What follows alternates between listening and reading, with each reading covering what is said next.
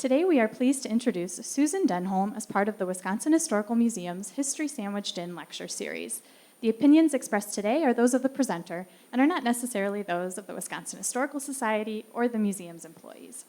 Susan is a naturalist at the Aldo Leopold Nature Center in Monona, where she has had the pleasure of teaching children and adults for more than 20 years. Prior to coming to Madison, Susan enjoyed living and teaching elementary school in New Hampshire and Vermont, which incidentally both rank in the top 5 U.S. states for maple syrup production, along with Wisconsin.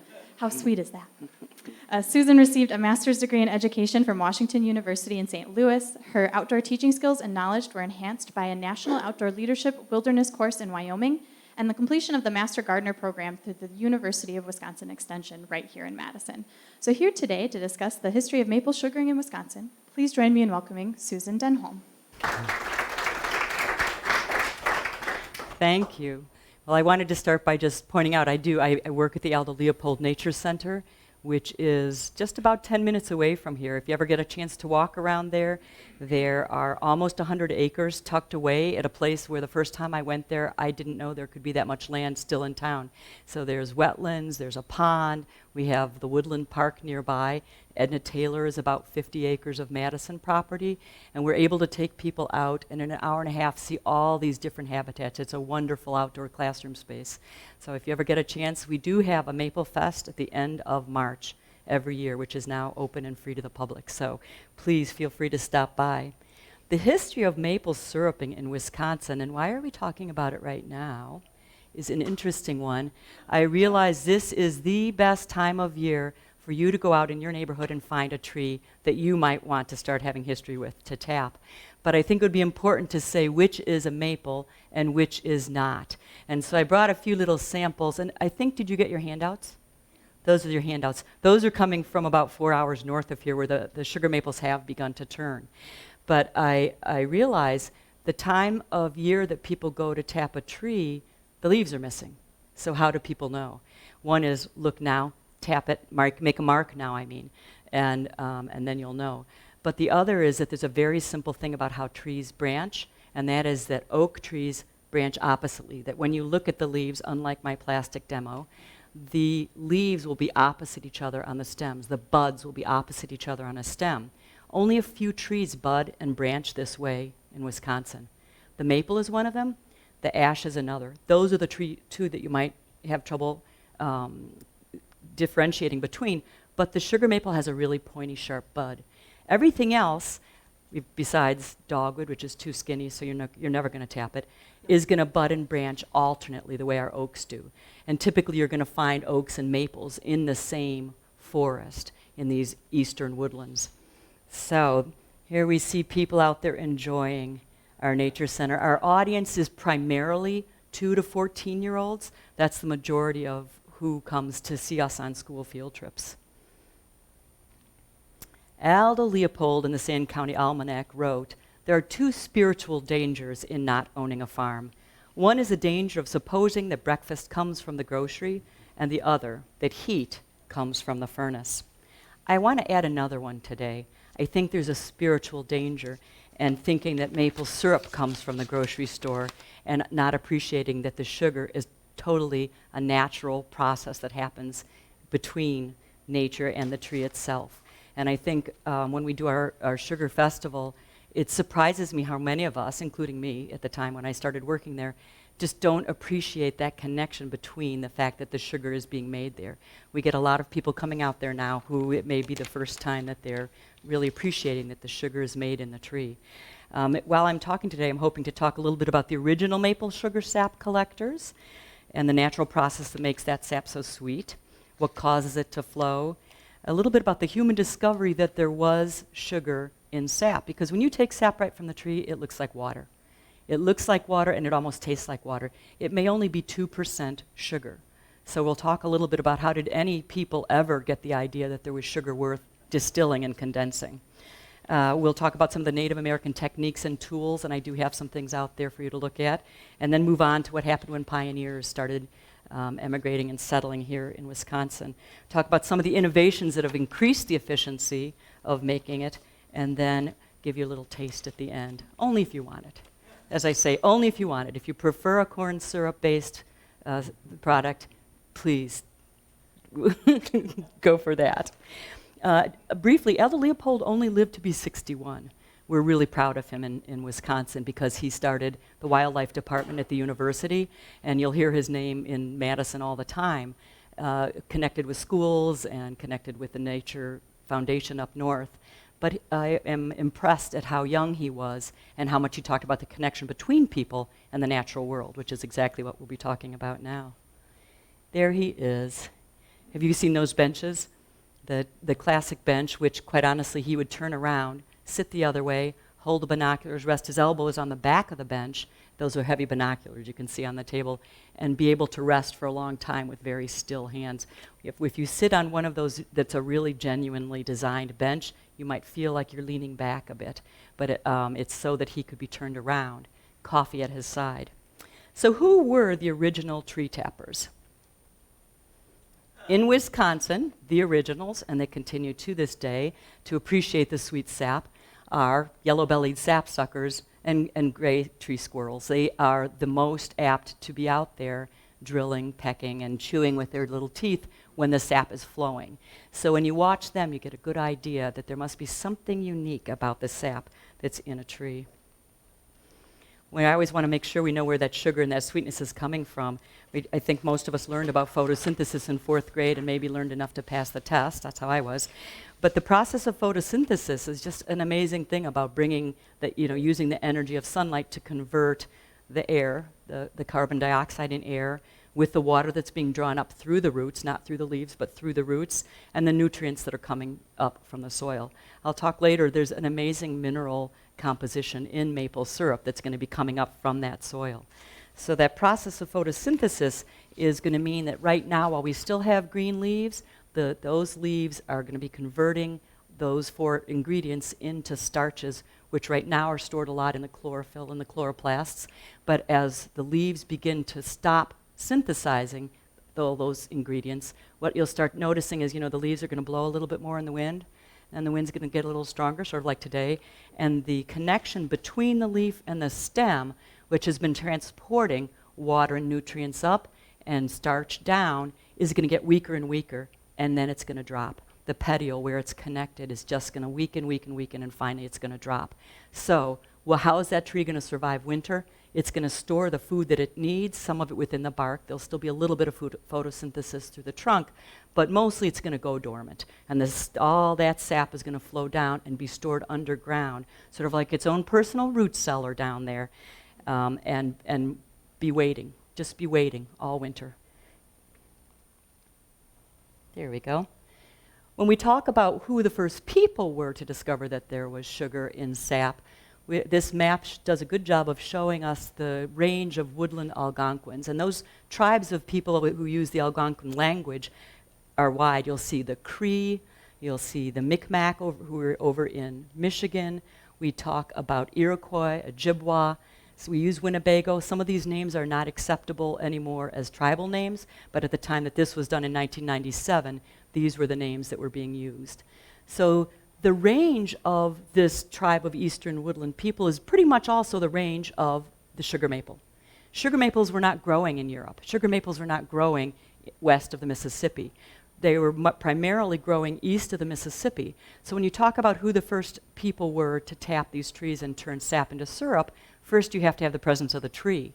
And it was not a tree growing all over the world. Now if you go back to Korea, long before people were living here and recording history, Koreans have always tapped the trees and been drinking the sap itself, because as you'll see later with the nutrient content, it's a really strong bone supportive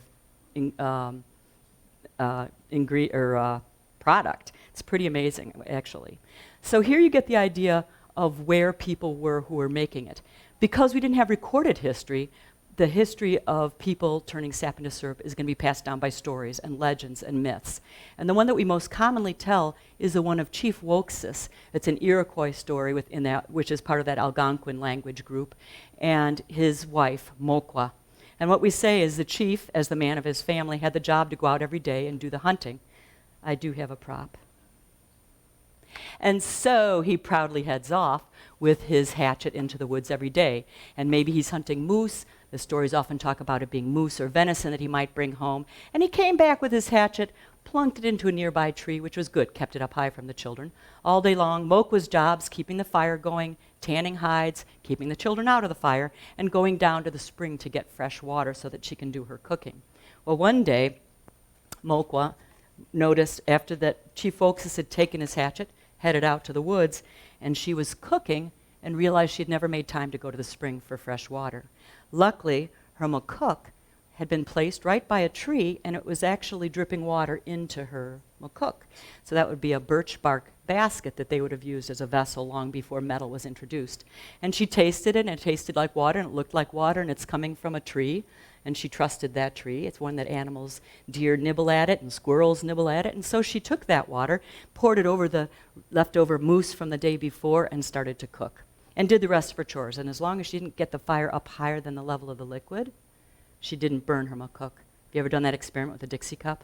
If you put it in the fire, you know, and you watch the liquid, as long as the liquid is there against the paper, it won't burn. So she had to be very careful, especially towards the end, as you also do making maple syrup, not to scorch what was inside. So she probably smelled wood smoke, but oh, Chief Oaksis, what he smelled coming back home was this rich aroma of caramely maple as it was getting more and more condensed and distilled. And he came in and he sat down and he tasted that mousse, and it was the best mousse he'd ever had because it was sweet and basically like the original barbecue sauce. And he said, "What did you do differently?" And she said, "Nothing. Water." Wait a minute, the water was dripping from the tree. So is it possible that that legend is actually what happened to allow people to figure out that there was sugar and sap, and that by removing and steaming away the water, they could concentrate the sugar?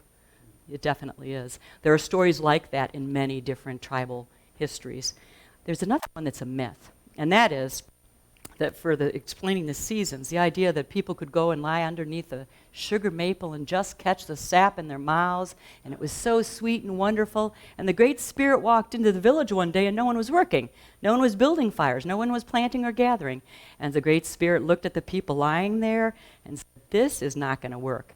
Teeth are rotting. Muscles are softening, the work's not being done." And so the idea came about that we have to have the seasons be shorter. We can't have it be dripping all year long. Not only that, we need to dilute that sap and make it less and less sweet. And so the Great Spirit, the Great Creator, took his makuk and went over to the Great Lakes and gathered water and poured it into the top of every maple tree, diluting that sweet taste, so that after a while the people were saying, "We know there's sugar here, but it just tastes like water."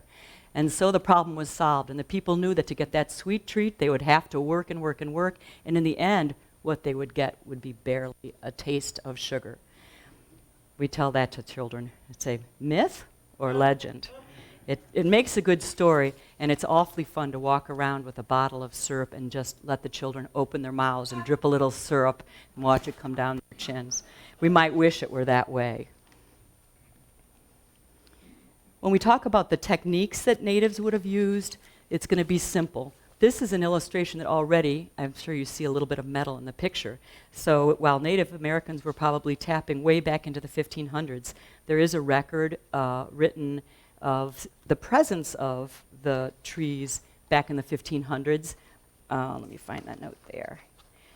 But the actual observation by Europeans who were making written records of this wouldn't have been until 1557, when we know that a French explorer wrote about the process Native Americans were really using to refine the sugars that are in sap.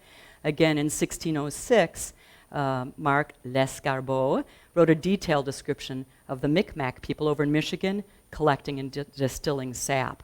So in the 1700s, we're going to have European contact. Things are going to change a lot. There's a debate about whether natives would have been able to actually distill it all the way down to the syrup that we think of as being 66.9% sugar.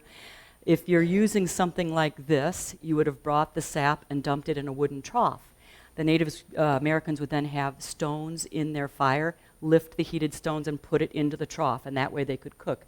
So we can imagine the heating element going into that sap, but would it be enough to really get it down to that dry, sugary place without what happened when metal was introduced, where you had increased surface area and you could control the temperature better?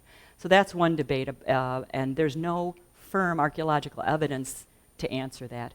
You know, you can find a little bit of copper in terms of could there have been a vessel where you could have really cooked something for a long time down to a small amount, but that is something that is not definitive. I put a few different words. A Cree word that we use often is sissibasquat for that time of melting snow. Right at the end of winter, just as you're starting to have that day where the sun comes out and it smells good and it thaws and the skunk goes waddling out because it comes out of his burrow and the chipmunk peeks out and you say, finally, finally spring is here, and you go to sleep and the next morning you come up and there's fresh powdery snow. And you think, no! And you go to sleep the next night and there's snow and it starts to get crusty, and then you start to see bare patches of ground, and then you come out the next day and it's snowed again. If you've had a chance to read Little House in the Big Woods, and I noticed that there was a speaker here in March who talked about the Ingalls family, we'd be talking about around 1860 that Ma Ingalls would have been here in Wisconsin. That's about when we start talking about the influence of European settlers on the way Native people were producing maple syrup. But in that book, they talk about that sugar snow, and Laura tastes the snow thinking the snow is going to taste like sugar, and her pa goes and explains this whole thing that when you get that nice snowfall, that means that the trees are not going to bud out as fast. So the season is all going to depend on the weather. If we get that nice late snow, and here I am saying nice late snow where you might say, no, I'm going to shovel again, it's going to slow the bud burst. Once the bud bursts, the flavor of the sap actually changes. So the whole season, this whole time of melting snow, has to do with the temperature. The temperature needs to get above freezing during the day, but then drop back down. And we'll talk more about what's happening inside the tree. I have the Ojibwa language there and an Algonquin word. The tools that you see, there's a simple wooden spile or spout that has been carved out. Often white ash would be used or cedar would be used because it wouldn't impart a strong flavor to the syrup. The buckets are on the ground, and the efficiency wasn't so good. You can see they've carved a V shape in the trees. So they've made a very big invasive cut to allow the sap to flow, and they often would kill a tree in that process. So that was a bit of a problem. You see the big trough there, and there's a macook, willow basket, and they show that they're just slowly stirring it down. Another favorite thing would be to cook it so far down that you could make the sugar candies. Remember those leaves? You eat one of those, that's a lot of sugar. The idea of that would be you can store sugar that way without it spoiling. Syrup's going to spoil. Sap is going to spoil. Sap is a lot like milk as far as how long you can leave it out of the refrigerator. So once it starts to flow, you've either got to keep it cold, which if you're up farther north and you can set it in the snow, it'll be fine. If not, you need to cook it down quickly. How do we know it's the right season? This is the best sign I know. Any place that squirrel has been gnawing, the sap's going to start flowing if the temperature's gone up above freezing during the day. And you may go out first thing in the morning and see an icicle hanging from the tree. We may call it a sapsicle. There's a wonderful photograph you can see where there's actually a bird hanging upside down drinking the sap off the bottom. And even that will concentrate the sugars. Water will be constantly evaporating as it slides down there. So when you say, how did anyone figure out there was sugar in sap when it looks like water? These sapsicles are actually, you'll notice the sweetness on your tongue. It's really hard to notice 2, 3, 4% sugar you'll start to notice. The sap at the beginning of the season has more sugar. It may be 4%. When I taste it, if I haven't already had something sweet, I usually will taste the sweetness. Later in the season, or if I've decided to tap a silver maple or a red maple or something that happens to be nearby, I'm only going to get about 2% sugar. It's almost nothing. And we'll talk more about how it gets concentrated. But the sugar maple has the highest concentration. Native Americans, some people will actually tap birch trees as well. And again, it's only about 1.1% sugar. Here I see the influence of trade. So you start talking about the 1800s. Early in Wisconsin, you had Native Americans, you had French explorers, you had really very little European settlement here until after Nicolet came through, until after the War of 1812, until people really came and natives had been moved out of the way, which makes it very confusing because which group of people was here making sugar or making sap into sugar in the 1400s, 1500s, 1600s? It changed as Native Americans were being pushed farther and farther west. So the mixing of tribes that would have been here when early Europeans came here would not have been the same as if you had come, say, 100 years earlier. Pretty much the same technique except the addition of those metal pots. Adding the metal allows you to increase the heat and speed up the boiling process, but also having a flat bottom is going to be a big advance that's going to increase the efficiency of making the syrup. A sap run is the sweet goodbye of winter. It is the fruit of the equal marriage of the sun and the frosts. The sap is flowing up during the day towards the stem and the branches where the buds are going to need that food energy to open. And then at night, some might go down, but mostly it stays in place. We used to think that it really flowed all down at night, but we talk now that there's actually lateral movement of sap within the tree, and that at night it doesn't so much sink down as freeze in place. But there are these open pores in the wood, and so then in the morning, there's going to be a negative pressure that's going to pull the sap back up out of the roots again. So a little bit about the recorded history that I wanted to make sure that I emphasize, that the lack of firm archaeological proof about the exact beginning of when native people were refining maple sap into syrup and consequently sharing their techniques with European settlers means I'm not putting a year to it. In 1540, Jacques Cartier wrote about the presence of the trees themselves in North America, but in 1557 is the first time we read about that process of refining the sugar in the sap. Then there's 1606. So now we're talking about the Micmac, the Michigan area natives, actually collecting and distilling sap. Another way they could distill it is just by letting it freeze overnight and peeling that frozen ice off the top. That would already have the heavy sugars settling down below. And that would be one way to reduce your cooking time. Freeze it, toss off the ice, and you'll already have refined it somewhat. 1700s, we have Europeans moving into the state, but the settlement really starts around the 1800s. And when we talk about the change in population in Wisconsin, I mean, we really have an explosion of population from about 1836 to 1850. We talk about the population of Wisconsin being of European settlers, maybe precise on that, being 11,000 about in 1836, but then in 14 years later, being 300, over 300,000. So just exploded. So the making of maple sugar was very big. The dairy industry influenced the making of maple. So as dairy farmers began to settle in Wisconsin, they began to use what they knew about moving fluids to apply towards sugaring. I'm going to take a minute to look at the internal tree structure to just give you an idea of where the sap is flowing. Every tree is similar. We've got the protective outer bark, we have that inner bark, the cambium, where new cells are growing and the expansion of the tree takes place. We have the secondary bark, the phloem, and where we say flow low, kind of that the sap can move down. It's that vascular, there we are, the sapwood itself, that yellow band, is going to be where the sap is flowing up through tubes. So when we go to tap a tree, we only have to go as far as the sapwood. We wouldn't even want to go to the center. The heartwood is dead. Those cells are stable. It's great for building furniture. It's not going to be the part that shifts and cracks if you've made something. What we want is that active live tissue, which is the sapwood. I know this is sort of a small example. We don't tap a tree until it's at least 10 inches in diameter. My sample up over there is about the size of a tree that would be about 40 years old to be 10 inches in diameter before we would remove any of its life energy, any of its blood.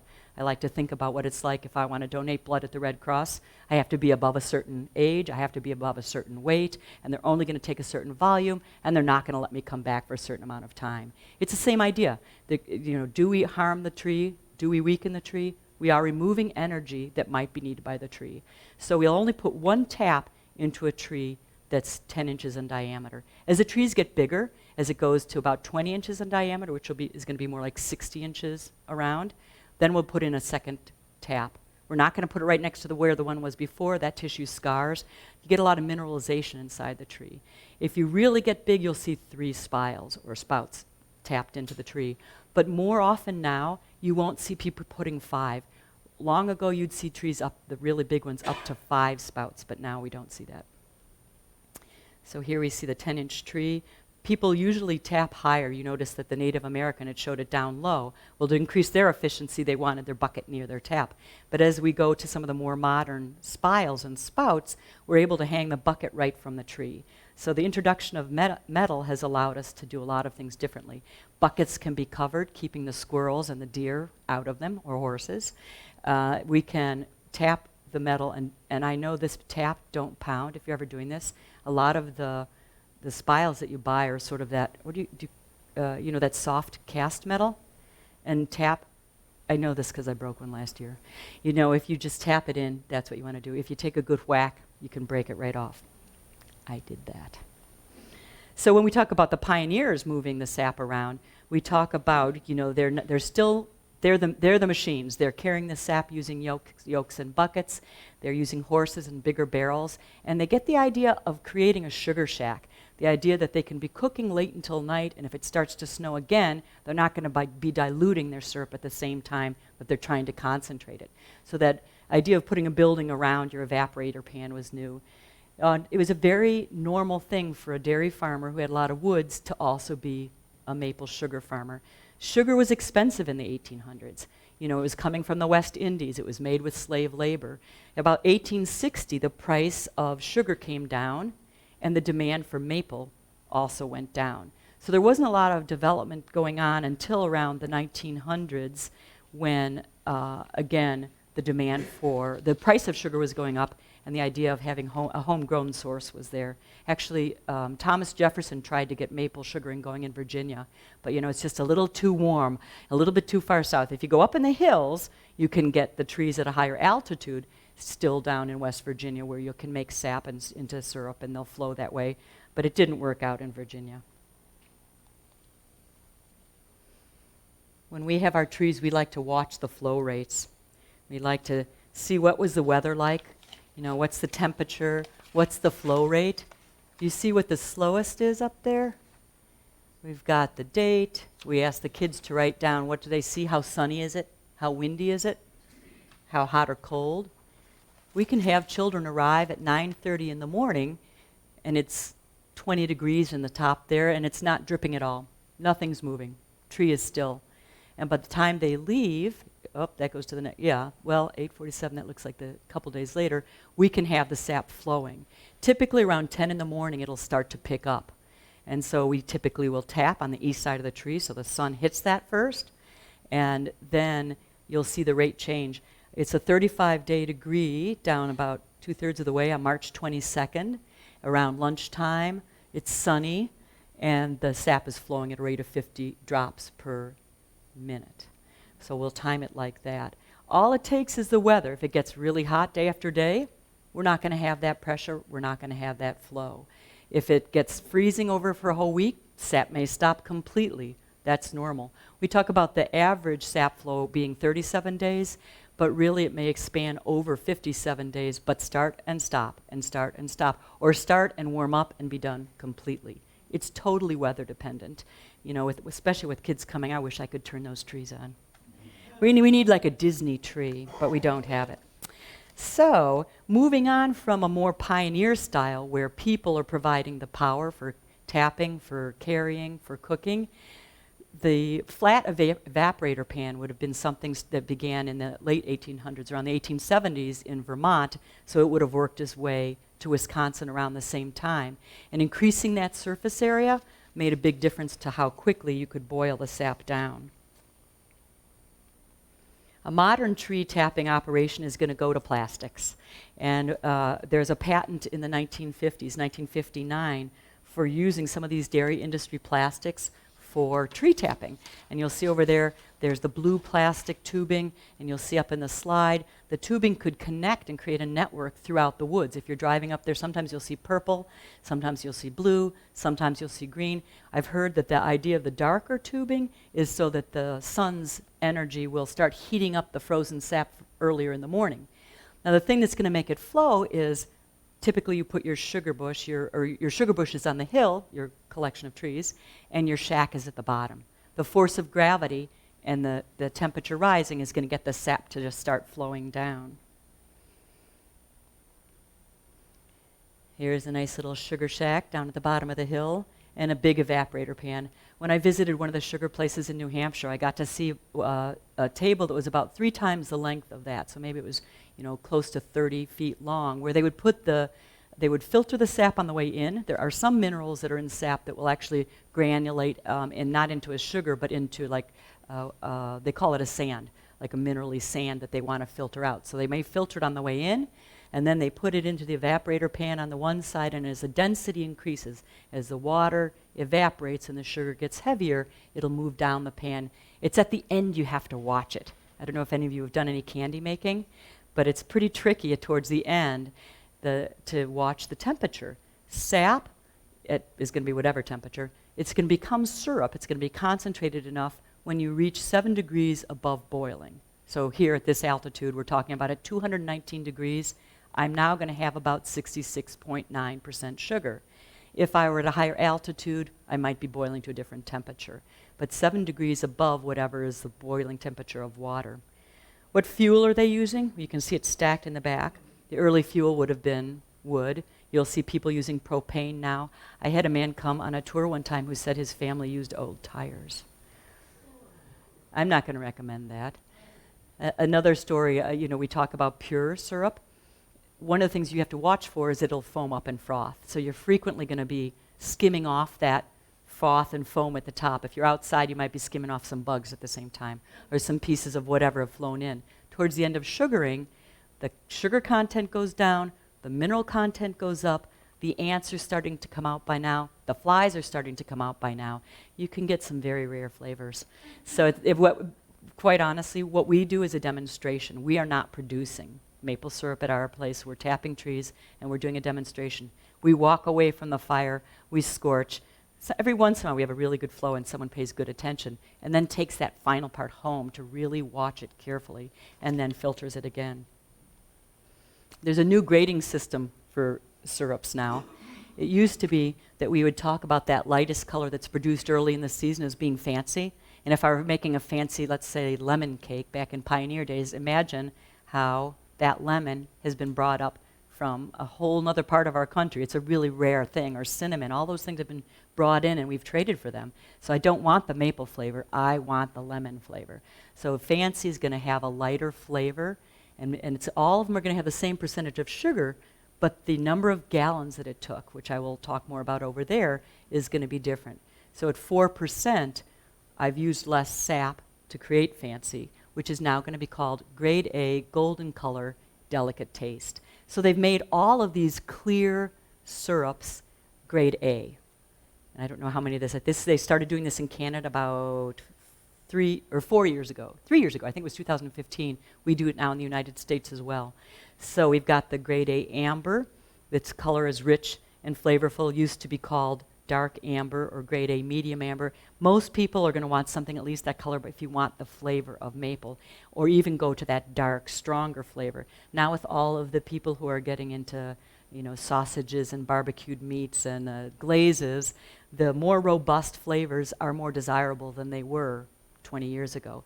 So the grade A dark color robust flavor used to be often called grade B.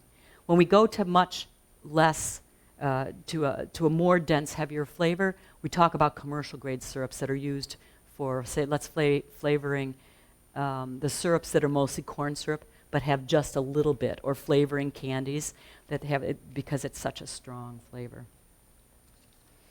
So let's see here. We've got all these improvements that were introduced by Europeans that I want to make sure you get a chance to see, starting with what Native Americans were using, like a McCook. And when they would tap, they would be using something made of birch bark or of wood to actually get the sap from the tree out to their sort of bucket. So that is one way of tapping. And let's assume that we understand that they are the ones who introduced the idea of taking the maple sap and distilling it, because Europeans did not know about this. They didn't come over with a history of getting sugar this way. So honey and maple sugar would have been the sweeteners here. Native Americans apparently had about, it was more than 12, I think it was 14% of their diet coming from honey and maple. That seems like a lot. Anyway, when we tap trees, we drill about 2 inches. That's all it takes to get into where that sapwood is. Where Native Americans would have used a hatchet and made that V so that the sap could flow down, we're going to go about waist high. This is a spile or spout. Whoops, let me turn that over. That has a hook for hanging the bucket. There are all sorts of different buckets, covered, uncovered, But hanging it from there means we've increased the efficiency because the drops are going in here. We've also decreased the chance that the tree is going to get ill because we don't have such a big invasive hole. Another thing we'll do is we'll spray bleach water on the drill bit as we go from tree to tree. So all the trees get set up at the beginning of the season. Whether you're using a metal spile or the plastics that I'm going to move to next, you're going to do this at the beginning when you start seeing that sapsicle, or when you start noticing the weather changing. That's when you're going to load all the trees up with the spiles, and you're going to get all set up. Then we had the introduction of plastics, where that spout is completely enclosed. We're not going to have an open bucket with insects, so we've increased the efficiency as far as drops. We're not going to have to do as much filtering because we're not going to have flies and things coming in. The dairy industry also introduced the idea of using a vacuum pump. And so the same kind of vacuum pump that pulls milk in, faster through all the tubing to their main holding tank is now being used to pull sap from the trees. So first thing in the morning, got to wait still, you got to get warm enough that it's liquid. They're pulling it down to the sugar shack. They're filtering out some of the minerals, but they're keeping the nutrients and the desirable things in and the sugars, and then they're going to boil it and evaporate it. By doing that, they no longer have to carry buckets. They don't have to keep going out and dumping and transporting. So it really has reduced the amount of work it takes. You can have 2 people running 100 trees very easily once it's set up. Plastics also meant that we've got containers like this. Pretty easy to either throw this away. I think at the end of the season most people would. There's a problem with this plastic bucket. Those squirrels, they will nibble right through here. And we still get the flies going inside there. So, with the Nature Center, we like to tap a tree in different styles so you can get an idea of what it looks like. This is nice because it's lightweight. You can just pull this off. Very easy to use, but you do have trouble with punctures. Our plastics are wonderful. When we filter Pioneer style, it was really simple. I mean, if I did this at my house, this is all I would need. A few layers of cheesecloth, filter it just to get the grainy stuff out. Another thing you do is just let it settle. Get it to the right temperature, take it off the heat, or if you have a huge fire, rake the coals out as fast as so it doesn't get any hotter. And then, as it sits, those minerals, that sandy stuff's going to drop to the bottom. So the grading of the syrup we talked about. We didn't really talk about how many gallons it takes. Let me come back and show you an example of what we're talking about when we're condensing and distilling sap into syrup. Does anybody already know the answer to that? How many gallons of sap does it take to make a gallon of syrup? We call it the rule of 86 is how we figure it out. We tap the tree, we take this water-like sap, and we use a hydrometer to measure how much sugar is in it to begin with. If we're lucky on a good day at the beginning of the season on a run, you may have 4% sugar. At that percent, 21 gallons of sap will need to be collected and cooked to make a single gallon of syrup. So that's a sugar maple on a good day. It's much more normal it's going to be closer to 2%. And if I've tapped a few silver maples along, just because they're in the way, that 2% is going to bring the amount of sugar way down. And I'm going to be cooking at 2%, 43 gallons of sap to make a single gallon of syrup. It's a lot of work. So you can imagine in the 1860s when sugar became less expensive, it was worth bartering and trading at the store for refined sugar that came from the West Indies rather than doing all of the work of tapping, carrying, cooking, and storing your syrup. They talk about how to calculate that. The Brix scale is what you talk about when you talk about the amount of sugar, the sugar content in the sap or in the liquid. 86 gallons. That if you were going to make a gallon of birch syrup, you would be starting with about 86 gallons. It's a lot of work. It kind of explains why the maple syrup it gets to be so expensive. But if that's what you had, and that was your local and right on your own land, at the time they're doing this, it's not a good time. You can't plant.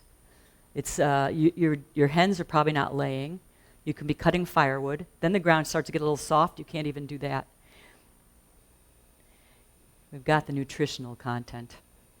take a look at that. Calcium, riboflavin, magnesium, zinc, manganese. There's phosphorus in there, vitamin A, vitamin C, iron. It really is what you find in bone-supporting supplements. Pretty interesting. You'll see labeled organic, pure, natural, wildcrafted, sustainable. All those things are true. You don't need to do anything except not remove too much in a year. Who produces the most? Canada, 73%. United States at 27%. And you can see Wisconsin. We've got about 6% of the US production. And here we have 2017's production. So you see Vermont, that nice little state, is producing the majority. But you can get into the hills in West Virginia and still get a little bit. And here we have that sweet finish, whether it's maple syrup, maple cream, maple candy, maple cotton candy, I'd never seen that before, or maple sugar. It's all the same story, which is it's sugar made in the trees that we get to condense and have for ourselves. And that is that.